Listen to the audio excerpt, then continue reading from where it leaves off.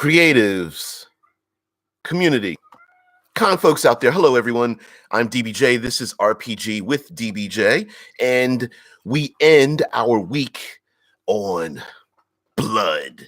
Well, more specifically, this is Future Friday.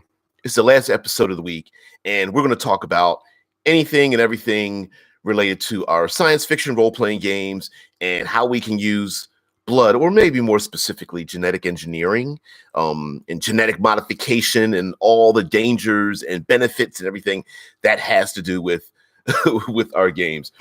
Vince, what's going on? Yeah. Oh, yeah. It's whatever. I've had this tattoo for quite a while. When I got my my first black belt, it is the Okinawan symbol. So it's just a thing. Anyway, it is my personal celebration of my achievement, and I have since after that gotten my 3rd degree black belt. But enough about me. Earlier in the week, and you can't help it, right? But earlier in the week, we absolutely positively touched upon one of the best written or delved into movies, and that's Gattaca. Oh, the martial art is called Pine Forest System. It's an Okinawan martial art. Matsubashi Ryu, which is it's karate.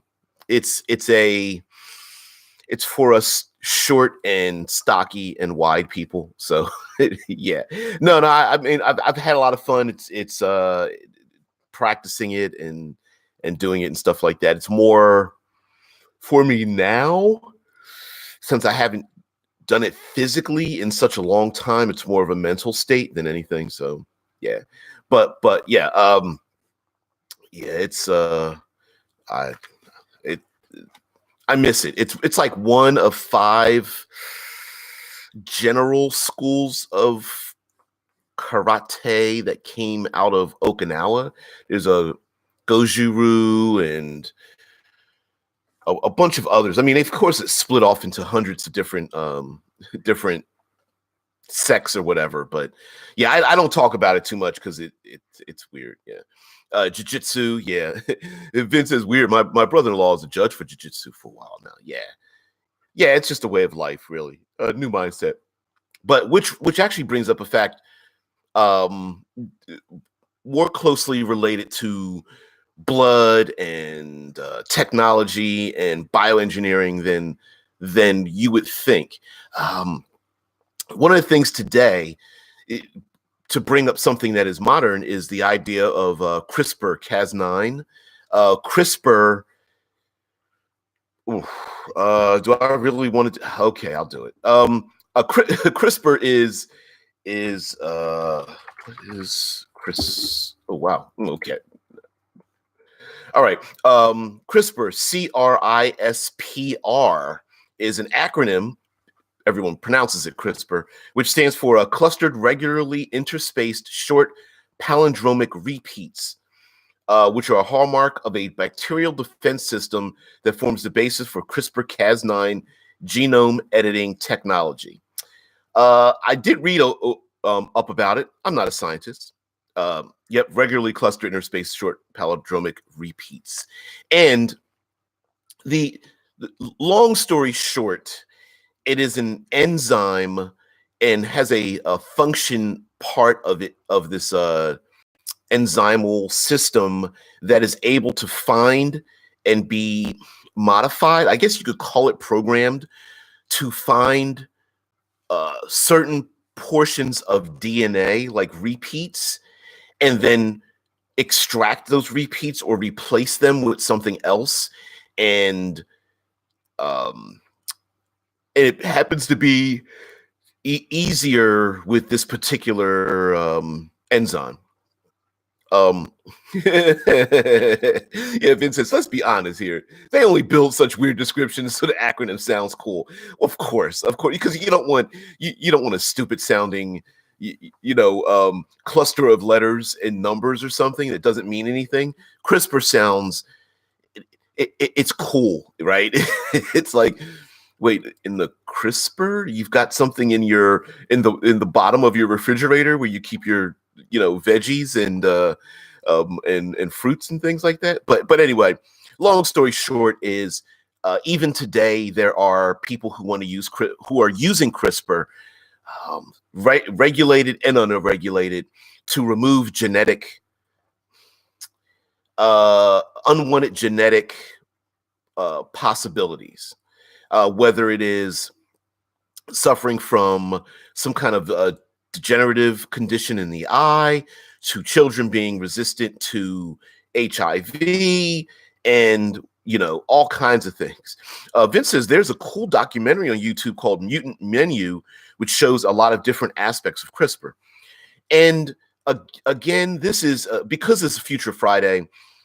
We will be bumping up against transhumanist ideas, which is, long story short, which is the development of technology where it becomes the cost, energy, and resources needed to have it becomes so cheap that most people can get it, and that's where you really starts transforming society. And it's not a matter of, also, especially RPG wise, it's not a matter of technology bad, technology good. It's, here's technology. If it becomes so prevalent that most people have some way of getting access to it, how many people are going to use it for good? How many people are going to use it for bad? And how do you regulate all that, right? So going back to one of the best movies for talking about genetic modification is Gattaca. If you haven't seen it, you have to see it now. I think it's aged extremely well, and the unfortunately the person that created it has gone on to create other things that haven't been quite as exciting, or has hit the movie was created well ahead of its time. I almost wish that it was created like after the last 4 or 5 movies he did. But whatever the case, it exists. It's out there. It's pretty easy to find. And if you didn't know, the title of the movie Gattaca stands for the four letters that are used to create the DNA sequences in the human body. I think it's GTCA. So yeah, and so that's how the name Gattaca came about. Vince says a German comedian once did a play about a future health insurance officer talking to soon-to-be parents about how to get insurance for their child because it is not genetically modified. It's so creepy. You have to pay more for each illness the kid could get or may get because of it, and it sounds super realistic, sadly. Yeah, there's so many Easter eggs in the movie Gattaca. It's unreal. One of the Easter eggs in Gattaca are these two parents who have the parents have 2 children. The parents, the mom and dad have 2 sons. One son born naturally, right? It's a nat. They didn't have their son modified at all. And the second son has been genetically modified. And when they go to the doctors with the first son, the mom is all happy and she's kissing the baby's forehead. And in the other room, the dad is going over this like 500-page dissertation of their child as the doctor's starting to talk about, bad sight, 72% by age 27, heart failure by age 31, 98%, and talking about all these possible genetic deficiencies, and how knowing ahead of time whether you're going to be susceptible to alcoholism, susceptible to cancers, and other kinds of genetic markers in your past, and the percentage chance of you getting it, how it affected this father's outlook on his son. And then the second time they have a child, they go to the doctor, and the doctor's like, and I'm sure you could bring up this clip on YouTube. Like, the doctor starts talking about the fact that, oh yeah, well, we decided to eliminate any genetic dispositions that would make it hard for them to exist in life. And it's pretty sad, because he's like, well, he's trying to convince the parents. He's like, well, it's not, the child is yours, it's just the best of you, right?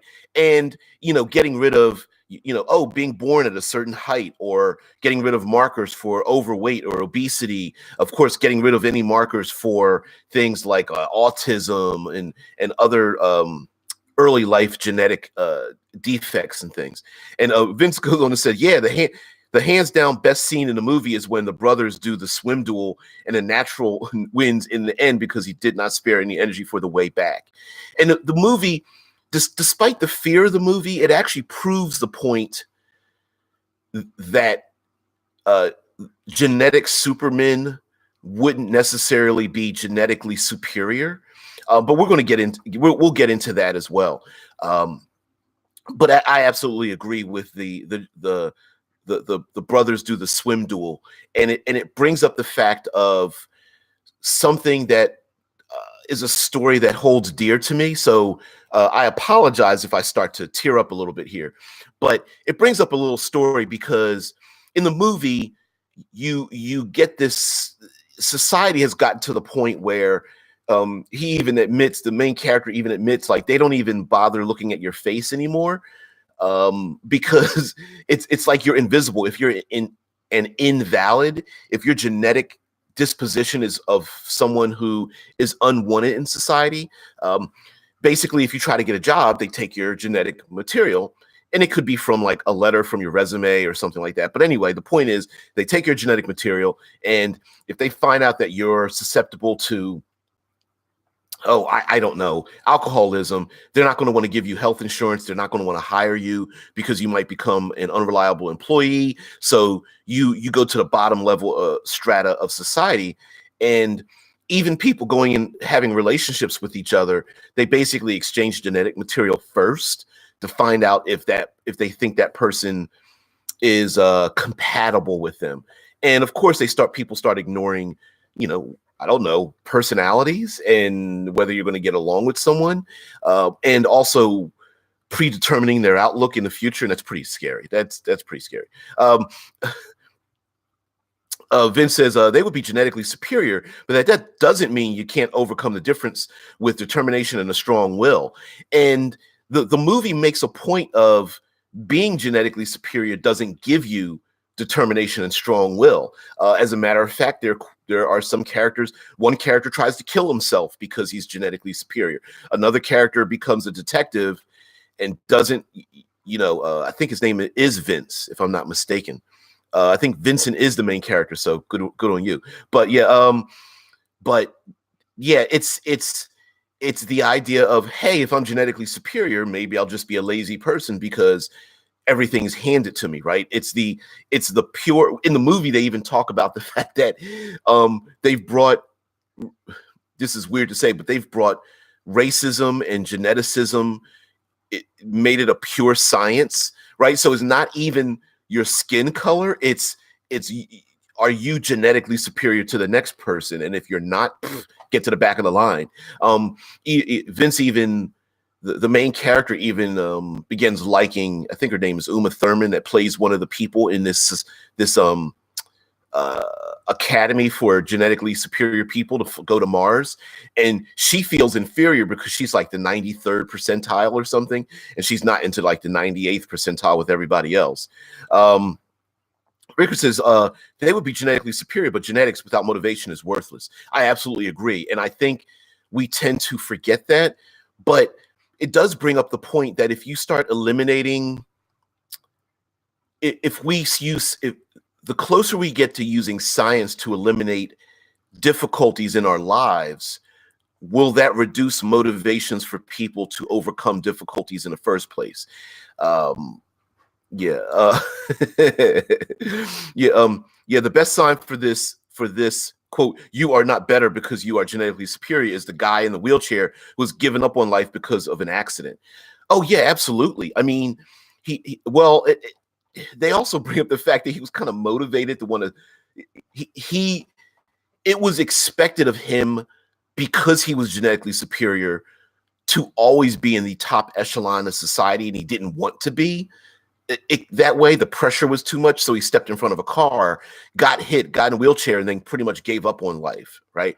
Whereas today, we have people in wheelchairs who are vastly superior in their life now after an accident or after a genetic problem, and I say problem with air quotes, than they would have been had the accident not happened to them in the first place, right? There's a story, I'm not going to call it up, but there's a story that always brings tears to my eyes. It's like it's very gung-ho for me, where a young man with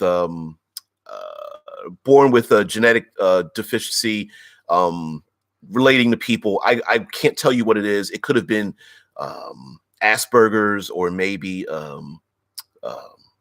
something even more severe. But he goes to school, goes to the high school, wants to join the basketball team, right? Well, just because of of his status and birth, he couldn't really make the team. But the coach is like, hell, what the hell? We're going to bring you on a team anyway. You're always here first, you leave last. You're always you're always our greatest supporter. You're our cheerleader, so we're going to put you on the team. So then guy puts him on a team. The other team members like, okay, we love this kid. And the coach convinces the other kids that he should be on the team. So they play the game, and of course he's got the team. He's got the t-shirt on. He's got the shorts. He never gets to play. And the coach says to the team, listen, I don't care how well we do by the end of the season, we're going to put him into the game. I don't care. He's been here all the time. He supported you guys. The least you could do is put him out on the field. So they go, okay, you know what? That's what we're going to do. So then he gets to play. And despite the fact that the team was losing, he said, forget it. He deserves a chance to put his hands on the ball, to be in front of the crowd or what have you. So last half of the game, they pass him the ball. He goes to make a shot, misses it. Damn it. Again, they go to pass him the ball, he misses it. Go to pass him the ball, he misses it. I mean, it's like 4, 5, 6 times he misses it. And the crowd is getting into it, right? The school knows it. Crowd's getting into it. He just doesn't have the acuity to shoot this ball into this basket. So we're at the buzzer beater now, right? Someone goes to pass him the ball, he drops the ball, it goes out of bounds. So the ball is going to go to the rival team. And it goes to the rival team's hand. And there's like less than 2 seconds left on the buzzer, right? This is basically all he's got to do is just hold on to the ball and the game is done. The rival team member calls his name out, throws in the ball, young kid shoots the ball, makes the score, and the place goes wild. And I tell the story, I know long-winded, I tell the story because that would have never happened if people eliminated their genetic dispositions, because the young man that has his chance to shine in front of his school and his parents would have never happened. The two young men, the one young man who could have taken the opportunity to win the game and not highlighted his own honor, his own integrity and those kind of things. So I'm not sure. I do say that, while I absolutely support genetic modification, it's a slippery slope. And some people would say far more slippery than others, especially those in like the blind community and deaf community. Vince says, short description, there is a natural man who wants to become an astronaut who is impossible because he's not genetically modified. So he assumes the identity of a guy who got in a wheelchair and fakes it to be genetically superior. It's a great movie. Go watch it. Yeah, your pocket GM says what's the name of it? Gattaca. And the cool thing is how he in the movie every time you go into the academy, you have to take a blood test. You just walk through, you get a little needle pops you in the finger, you get a blood test.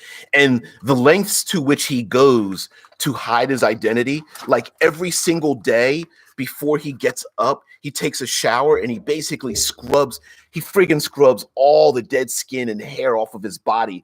And they go through the process of ensuring that all the dead skin is burned away so that no one will ever find it, because you don't want to leave your own invalid genetic material left around. And then he goes about carrying with him the genetics of the person who is superior, who he's made this deal with. It's like a black market, right? It's the underworld of valids versus invalids. And so he has like a fake fingerprint that's filled with fake blood. He even had a surgical process to she has to get her head scratchies. He even goes through a surgical process to ensure that his height, he has to grow like, I don't know, some crazy thing like 6 inches or something like that. So they put pins in his legs to stretch the bones out, which was supposed to be extremely painful, that they would take the metal pins and twist the pins a little bit more to get him to the proper height. It's crazy. It's crazy. At one point, he has fake drops of blood on his fingertips. He even has to take urine tests. So he's got the fake urine like stuck in his pants and stuff like that. Rigger says, I want the best person on the job, not the person who had the best potential for the job. And Vince says, yeah, well, the problem is that it doesn't matter who you want to be if you never got the chance. And that's the thing in our society, right? If someone looks at you and thinks that you are, or knows with a piece of paper that you're genetically inferior, do you get the chance to prove yourself? And the point is, even in the movie, the main character is of an age where genetically they erased him because he should have been dead already. It was like a 98% chance he would die at like age 31. So the societal system just deleted his existence because they figured he was already dead, right? He disappeared under the radar and they just assumed, well, 98% chance, heart failure, whatever. It's pretty crazy. Zevron 08 says the idea of technology tied to blood reminds me of Metal Gear Solid 4. Guns were ID locked to specific individuals. And it said, yeah, the Chronicles of Riddick game has this gimmick too. You escape a prison, and in the first half of the game, you can't use the weapons of the guards because your DNA is not in the database. And what that combined with a lot of things is really cool, right? Like having an entry and exit into buildings could be based on a genetic profile. And of course, you can go into other things like fingerprints, cranial scans, like where it scans the bones in your face and other things like that. Now, the problem, I'm going to say this up front. Yeah, Rickard says that's when you need a decker. Yeah, for a shadow run. Yeah, you absolutely need a decker, a hacker to go into systems. So I'm going to bring up something that is up front as we continue this conversation. You don't want to get too many closed doors as a game master or a game creator or setting creator. No closed gates. Here's what I mean. Players need to get into building. Building is defended by security. The only way to get into building is to go through front door and get a blood test or genetic scan or bioscan or whatever the case may be, right? You players and game master, we all know there's no way for the players to walk through the front door. So that means it behooves us to leave open the door somewhere else for the players to get into building. Now, building could be space station, military barracks. It could be a corporate headquarters. It could be getting through the walls of an enclosed city or somewhere. It doesn't matter what it is. The point is that if you establish that we already know science is not going to let them get through up front, then we have to leave the door open for them allowing them to get through the door some other kind of way. Otherwise, you're just creating situations where you're like, oh, well, you can't go to the front door and it's completely protected. And sorry, game over, right? You're going to get either analysis paralysis or you're going to get people derailing the game where they're just throw up their hands, getting frustrated and go off and do something else. So always leave the door open, whether it's a door you created or doors that the PCs come up with, meaning great ideas, right? Hey, we're going to sneak in through the cargo area. We're going to get into they're going to drop off cargo and we're going to get into a shipping container. The Decker's going to go in and hack our identities. So at least temporarily we can slip through the front door. We're going to bribe a guard. We're going to, whatever the case may be, right? We're going to buy black market things that we can wear that allows us to surpass the system. Or like in Gattaca, we're going to wear fake fingerprint things that have just a drop of blood of someone who is allowed to get into the system. And so when it pricks our finger, we'll be able to get in. Sure, it's only a one and done system, but sure, we'll just do it that way. So yeah, absolutely leave the door open some kind of way. Give them clues, hit them over the head with a clue stick if they don't come up with the idea, but leave a door open for the adventure to continue. Zevron08 says, never assume the players can point out the obvious and would arrive to the same thought process as you. Many a campaign have died by that thought. I absolutely agree with that. So sometimes you absolutely need to do, like, I think there's something running around the RPG community, like the 3 clue rule, like literally put the clue in front of them so they trip over it. Let them trip, stumble, hurt their knee. And even then they're going to go like, what the hell did I just trip over? And keep on walking past it, right? Sometimes because we created it, we're like, oh, it's pretty simple. Just steal a truck and back the truck up to the dock or something like that. Like, that's what I left it open for. The players probably aren't going to think of that. You never know. So let them get a phone call from an NPC. Let the Decker or the hacker or something get a code from someone else. Make a roll for one of the corporate people in your group to say, oh, I remember one time they were able to get through this way. Or let somebody who's like a black marketeer, like, we're able to get black market, I don't know, cigarettes or something into the building this way. Maybe we should do this. Just if they don't think of it, hand it over and then keep on moving. And then maybe that'll spark them to go, oh, no, I got a better idea. We're going to wear disguises or something. Vince says, in the Shadowrun game I'm currently playing, I'm a Decker who thinks he is a spellcaster. He calls himself Cauldron, and his programs and matrix actions look like spells. I think that would be awesome. That's actually really cool. I like that. Your Pocket GM says, hopefully players can come up with a good way around things, even if it is just a ram raid. Right, exactly. Vince says, the RPG where you can do quick DNA checks would actually be neat. Find a drop of blood or a hair, and suddenly you know a lot of facts about the subject, like ethnicity, age, sex, and a lot of dispositions. And it might even lead you to a database of who this person is, which would be cool, right? Like, you could actually, the players could obtain, like you said, like hair or skin or blood, and the individual they find who is connected to it, it might not even lead to anything until later on in the game, right? So they might end up creating their own databases of their own enemies or what have you, and that's a really cool thing. Zevron says, conversely, be prepared to be surprised. Okay, there it goes. Be prepared to be surprised at how obvious some of your hard encounters may be. Yeah, you know what? Sometimes our feelings get hurt, right? We do the little boo-hoo when the players are like, oh, this encounter is easy. We're just going to do this, this, and this. And you're just like, what the hell? I wasn't expecting this to be hard, right? But believe you me, as game masters, let's remember that we don't run out of anything, right? We don't run out of monsters. We don't run out of bad guys. We don't run out of challenges. It's not like when you buy a book, you can only put 3 orcs in it, right? Or 16, I don't know, cyber soldiers in it, right? You can always come up with more encounters. Maybe the one you thought of was like, oh, it was too easy. And then you just have now you got a second chance to do it. Vince says, you should really at least watch a guy who did a 23andMe test or do one on yourself. It is super weird what they can read out of your own DNA. Yeah. out of your DNA. Yeah, it's kind of weird too.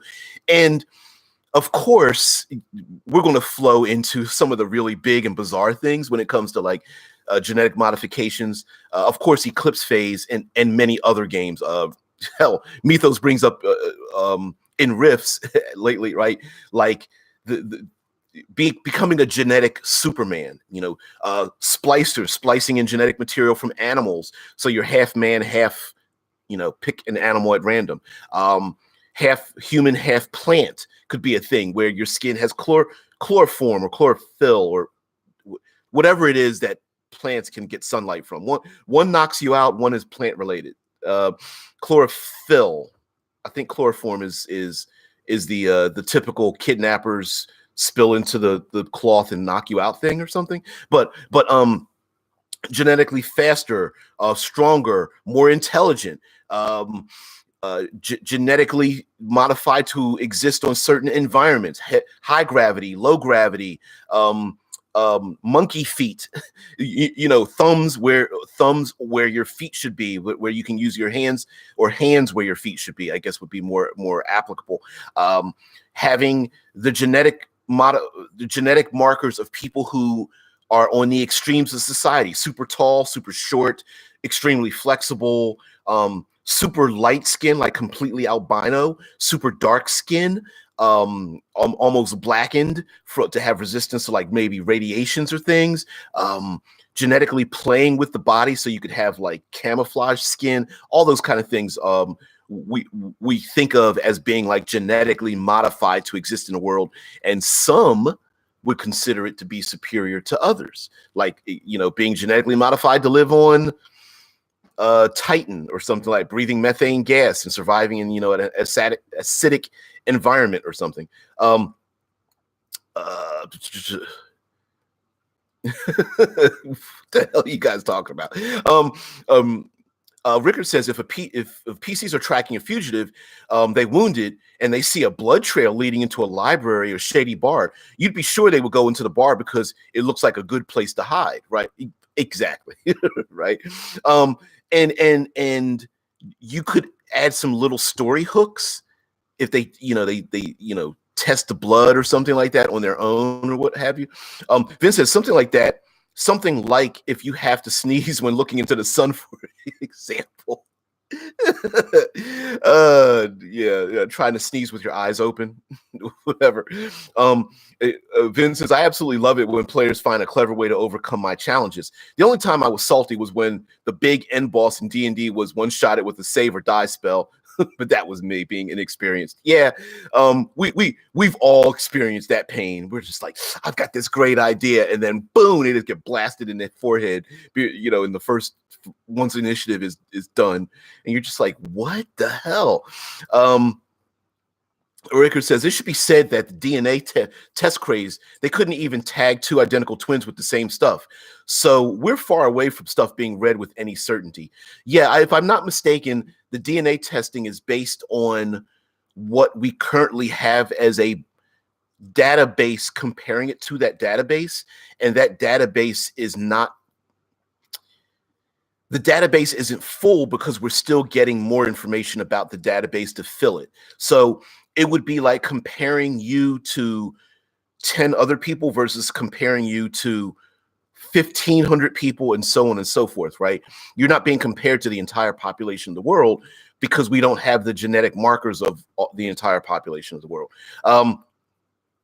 Dead Man Storyteller says the critter morph from Eclipse Phase. Yeah, or hell, there's so many everything from uplifted animals and all that kind of stuff. There's some crazy things out there in Eclipse Phase and games related to it, like Coriolis and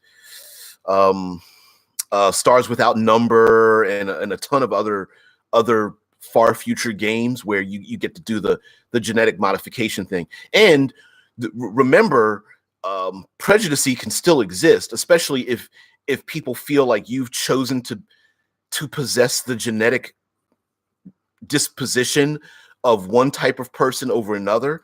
If you haven't been genetically modified to live in 0G, you might be looked at or light gravity, you might be looked at as kind of crazy. Or if you haven't genetically gotten rid of your bad sight or obesity or something like that, you might be looked at as like, you're kind of weird. Yeah. Genetic chloroform, you're immune to insomnia. Yeah, it's more of a novelty gag currently, but it shows the potential, which is pretty interesting. Yeah, I mean, there has to be something said for having a database of genetic possibility, because some people, it's women having breast augmentation and hysterectomies because of the potential for breast cancer or cervical cancer. It's you want to prepare for the worst but expect the best, right? But live for the best. Why is it? There's the chat. Okay. Dante brings up, in Shadowrun, I tracked down a missing teen by hacking backwards through pornography sites that had VR and AR biocodes and low-grade security. DM thought it was cool and allowed it. I would think that would be cool as well. And remember, when it comes to information and tracking and downloading and things, that it runs both ways, right? The more you start to investigate something, the more you leave open a potential chance that you will be tracked as well, if for no other reason than someone can just have something set up where why is someone looking into the CEO of, why is someone trying to backtrack through my genetic database? Like, what is that about, right? So it still leaves open a story where it's yes ending your world. Just because the PCs do something and do it very well doesn't mean someone else isn't watching them and saying, oh wow, here's some shadow runners, here's some edge runners that are doing something, maybe I should follow them because it's so important. Yeah, Vince says, is their DNA really 100% identical, even metagenetics? Yeah, and also we tend not to understand that it's the nature versus nurture, that once we're born, our environment changes us in some small ways, and the foods we eat, the air we breathe. So there's that possibility as well. Zevron says, in Bloodborne, a hunter can create blood bullets by taking out the quicksilver in their own blood and hurting themselves if they need a few extra I didn't know, something extra. I'm thinking about extra shots or extra hits in a pinch. Being able to craft ammo or empower your tech with blood is interesting. Yeah, that's especially if you're playing in a game with a lot of biotechnology, bioviruses, genetic modification, where you could have like genetic assassins, or an evil cult where people like genetics terrorists, where they either activate something in their head, or they drink something, or they're exposed to something that makes it releases a virus or a gas out of their body when they die, or they become like an amorphous blob that's acidic and starts attacking people, or maybe they transform like a lycanthrope. Like lycanthropy could have been a real thing in the past, and I say that real, role-playing wise, and then brought into the future. We've seen television shows where lycanthropes and Dr. Jekyll, Mr. Hyde is a real thing in science today, and then that's been used and abused, so that could be a thing. Vince says, yeah, imagine an assassin that is created specifically to kill you. Their touch would be poisonous only to you, and they can track you for miles, know your fears, etc. Which is a fear too, releasing a virus that targets only one person, or a people with a genetic disposition. For example, a person in there, everyone related to them and their family. Someone creating a virus that goes after people with blue eyes, or people that go after people that are less than 5'4" or something, right? That's pretty nasty. Dante says, I wonder if in the future what the genetics could be of an AI. If they are advanced enough, could they start using blood magic from their own code ancestry, the wires being like veins? The thing is, I could imagine that, like, could an artificial being make a biological body, but it's not related to anything that exists today. Like they could have it's the aliens, right? With the in Alien, the androids had like white milky like blood. They could be a completely different genetically incompatible humanoid species, but still have all of the same things that we have: a heart, lungs, digestive system, blood system. That'd be kind of cool. Sephron says, DBJ, that's basically Bloodborne, lycanthropy, bioterrorist cults, Cthulhu-esque blob blood monsters. Exactly. And I think that's cool, right?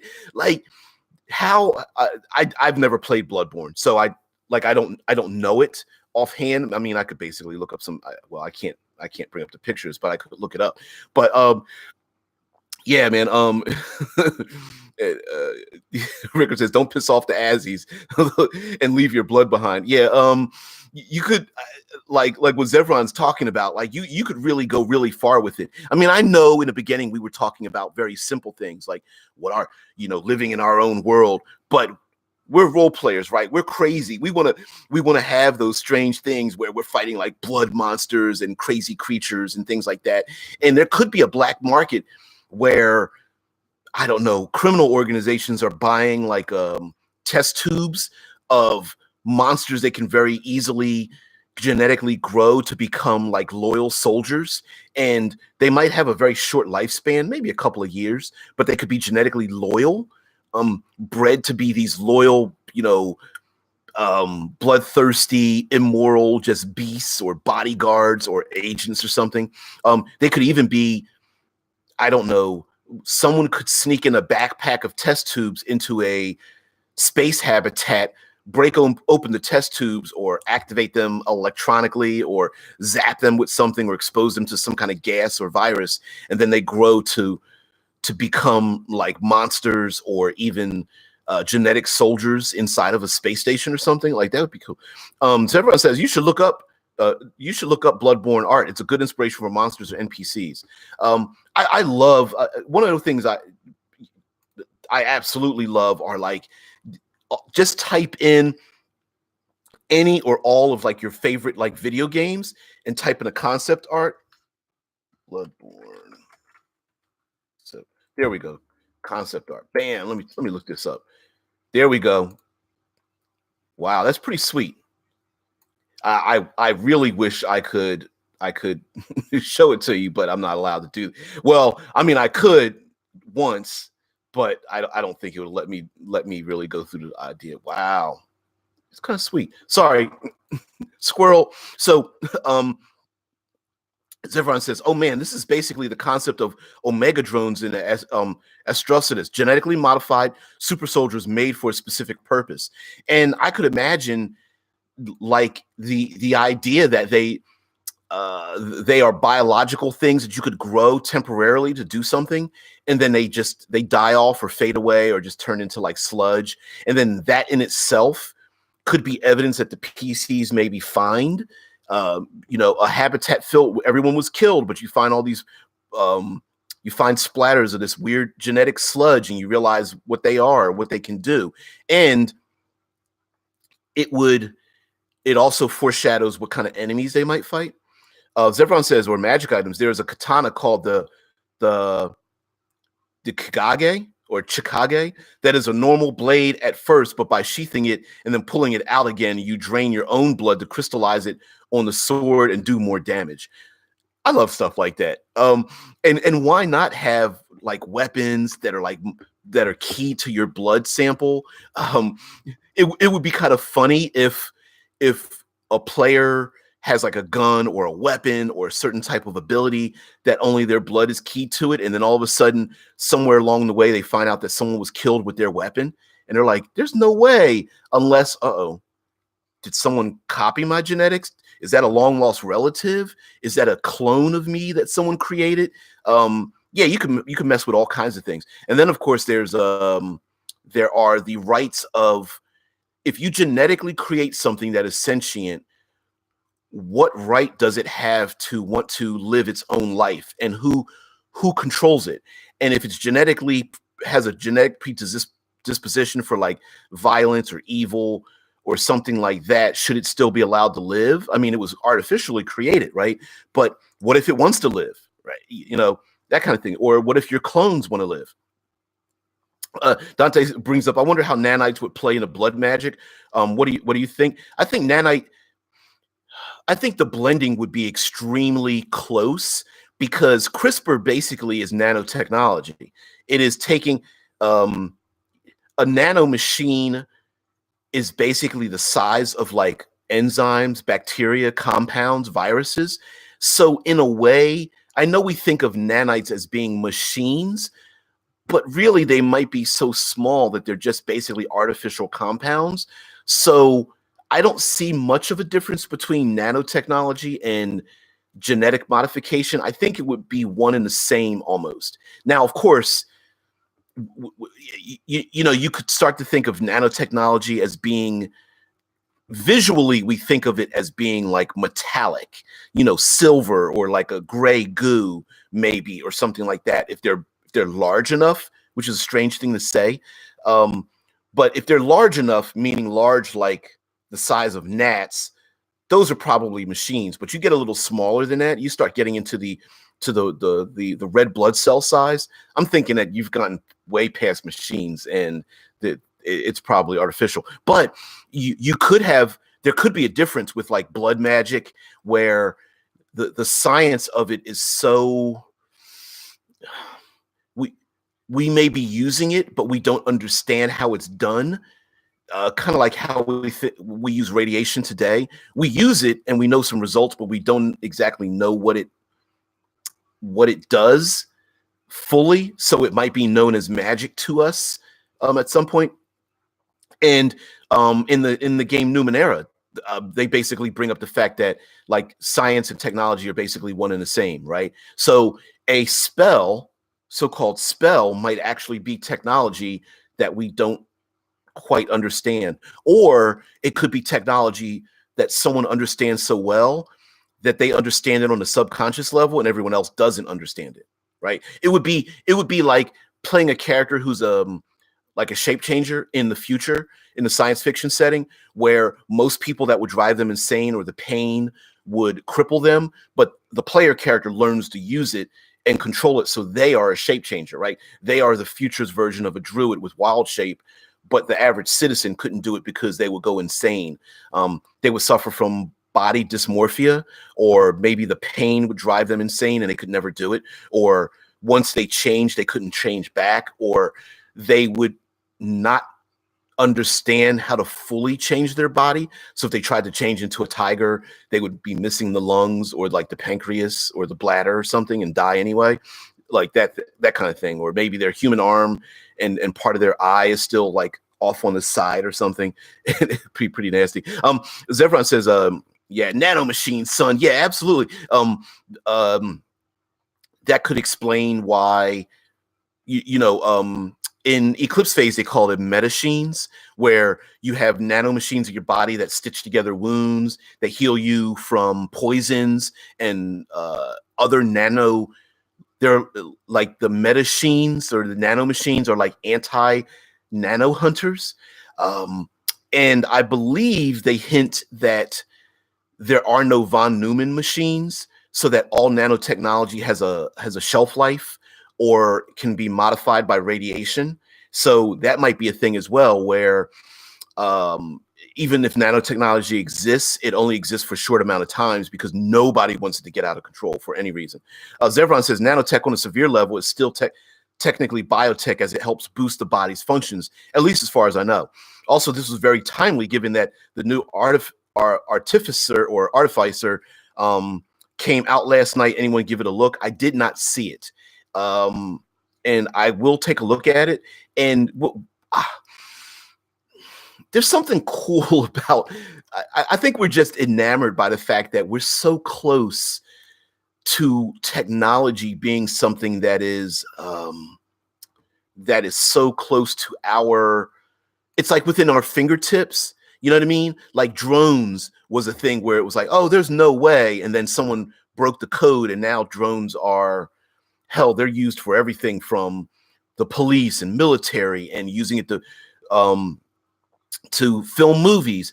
Hell, on my route, there are the homes on where I deliver mail are so expensive that the people that are selling the homes use drones to take pictures of the homes from all the angles and stuff to make like almost like a movie and stuff. Yeah, I mean, they use drones for landscaping and surveying locations. There are drones used in some of the best nature documentaries because you can't get to certain places. They use drones to follow bird flights because there's no way to really follow birds in their migrations and stuff. So yeah, it's a great thing. Let's look up. Oh, you were bringing up the. There we go. Let's see if there's got to be something new. 9 hours ago, bam, bleeding cool news. Let's see. I know I'm distracting myself. Whatever. It could be 10-page PDF. I guess is available on the website right now for the. I remember the UA, the Unearthed Arcana. They threw out a couple of ideas and they probably tinkered with it quite a bit. On here it says if you're no, what the hell? Come on, oh darn pop-ups. If you're looking for a mix of spellcaster, tinkerer, and fighter, this might be the class for you to mess with in your home game. Okay, all right, we'll take a look at it. Maybe might even I don't do a lot of reviews. Maybe I could do something like that though. Yeah, as everyone said, the idea of a tech wizard is cool. I like the idea of it too. And there's also, I think there's more stories than people want to give themselves credit for when doing something like that. So yeah, absolutely. Especially, you know, dropping tech, having tech make mistakes, finding other people who have technology and build it, cities that are devoted to it, finding other artificers who think who are like in competition with each other or trading ideas, or cities that are built around it. That would be awesome too. Everyone says bridging the gap between magic and tech is a fantasy in and of itself. Absolutely. It's funny how the default tends to be magic and technology can't mix, or you can mix it and it becomes a complete synergy, right? It's weird how we do that in our mass media when it comes to magic and technology. It's like one doesn't work at all together, or it mixes really great. Vincent, still want to do the genre mixes in a week, DBJ? With the world building with the different genre mixing. Yeah, I'm gonna say yes. Yeah, let's do that. Let's noir comedies, romances, all that kind of stuff. Yeah. I think we could have a lot of fun with that because especially since we're talking about mixing magic and technology. I think we go down that we could deep dive down into that and have some fun with it. Nephrite, what's going on? The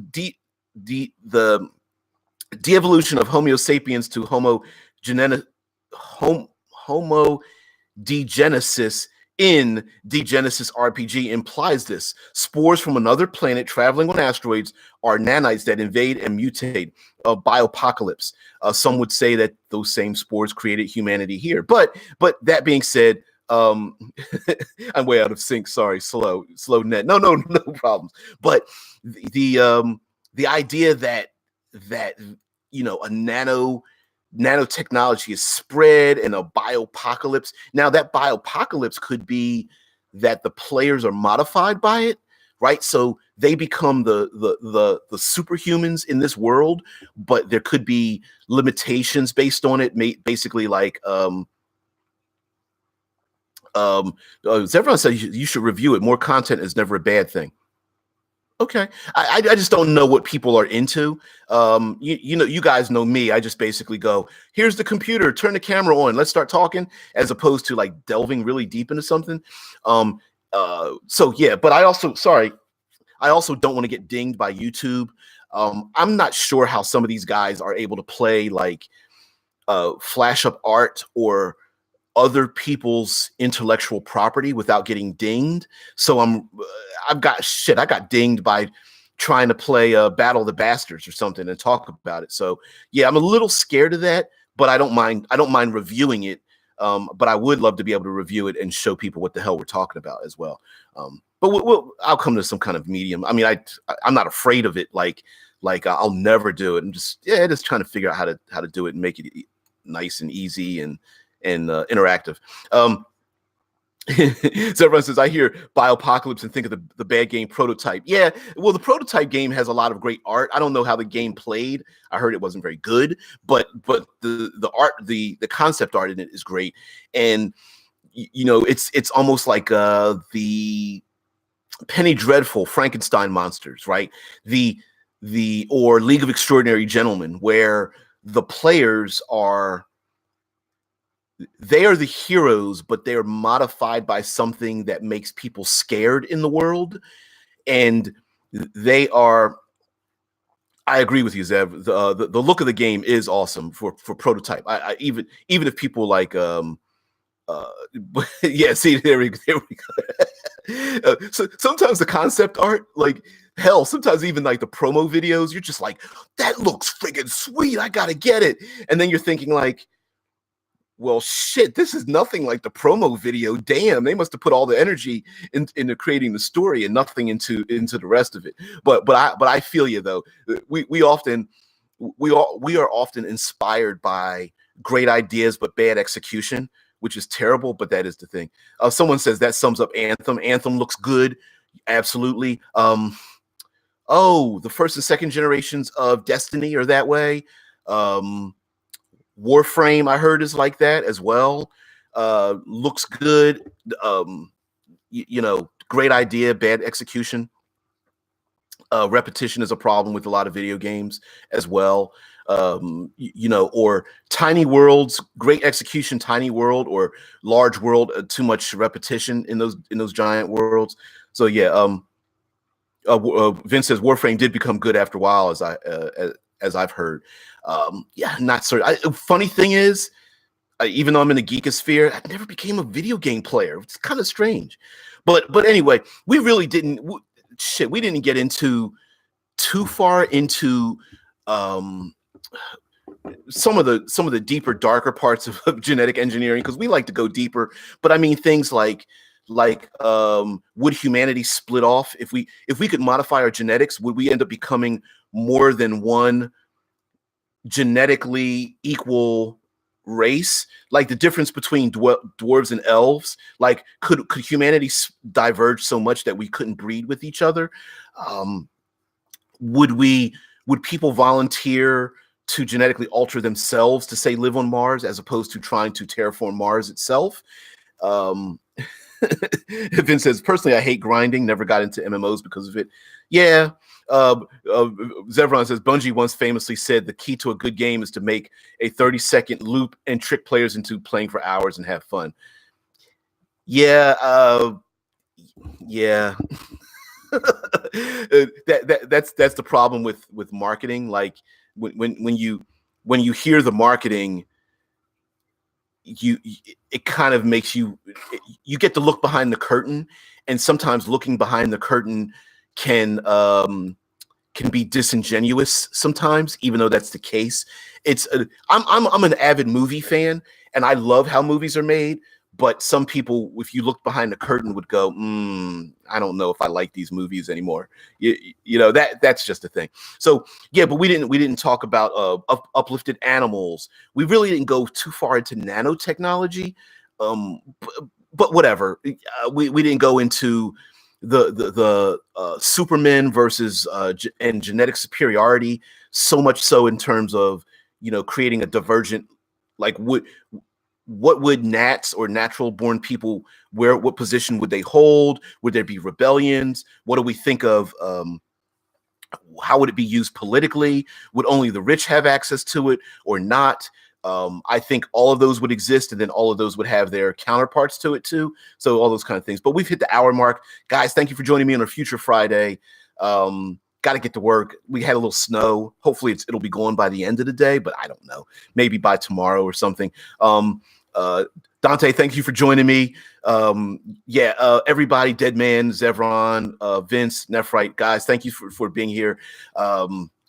Again, plug, just check us out. Myself, Alex, Rob's, Critical Hit Publishing. Yeah, what's up, man? Always with the Okinawan martial arts, us. Like, share, subscribe, share, join the Discord if you want to continue the conversations. And like I point out before, if you're feeling particularly randy and you're new to this channel, hell, drop a tip in the super chat if you want.